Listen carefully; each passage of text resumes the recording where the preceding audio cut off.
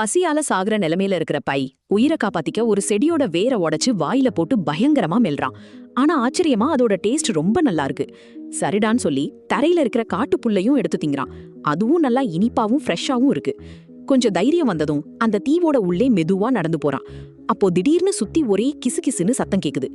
By உத்து பார்க்கும்போது அங்க இருக்கிற ஒரு குளத்துக்கு நடுவுல ஆயிரக்கணக்கான மீர்கேட்டுகள் நின்னுட்டு இருக்கு.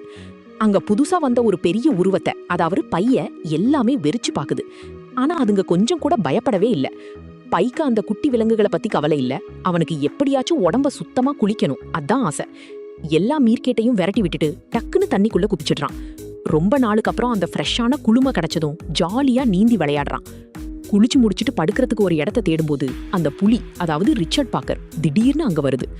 வந்து அங்க இருக்கிற மீர்கேட்டுகளை புடிச்சு திங்க ஆரம்பிக்குது. இங்கதான் ஒரு விசித்திரம் நடக்குது. தன் கண் முன்னாடி ஒரு கொடூரமான மிருகம் வேட்டையாடுறத பார்த்தோம் மத்த மீர்கேட்டுகள் ஓடாம அப்படியே நிக்குதுங்க. வெளியில சிரிச்சாலும் பைக்கு உள்ளுக்குள்ள ஒரே குழப்பம். அப்படியே சாயங்காலம் ஆகுது. திடீர்னு அந்த மீர்கேட்டுகள் எல்லாமே பயந்து போய் நாலா பக்கமும் செதறி ஓடுதுங்க. பைக்கு ஒன்னும் புரியல. அந்த புலி கூட பயந்து போய் ஓடி நேரா போட்ல ஏறி உட்காந்துக்குது.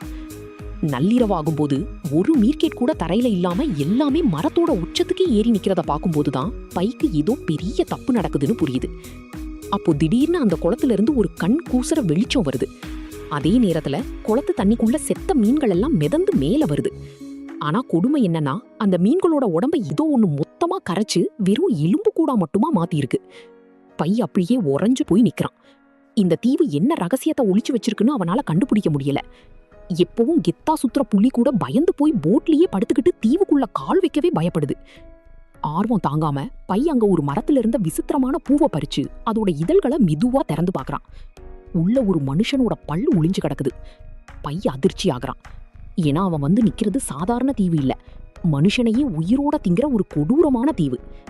பகல்ல நல்ல தண்ணியா இருக்கிற குளம் நைட் ஆனா அமிலமா ஆசிடி மாதிரி அங்க வர்ற எல்லாத்தையும் கரைச்சு சாப்பிடும்.